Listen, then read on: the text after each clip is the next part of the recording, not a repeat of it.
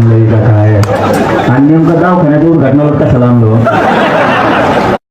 तर कोर्टात जाऊन ते मिटून टाका माघारी घ्या केशी आणि याच्याबरोबर दुसरं दारू पिचे बंद करा. आता मी या मागच्या गावाला होतो कोणतं गाव होतं ते आपण ग्रामपंचायतला भेट दिले त्याच्यात एकच पेनार आला आम्हाला 15-20 जणांना बेजार केलं त्यांनी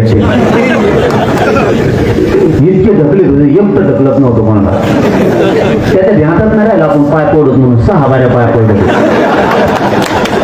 म्हणजे आपण ताकदवर असतो आपल्या क्षमता असते आपल्याकडे ज्ञान पण आहे पण त्या व्यसनाच्या आहारी गेल्यामुळे आपलं वाटोळं होतं कुटुंबासह आपल्या प्रतिष्ठेचं सुद्धा वाटोळं होतं.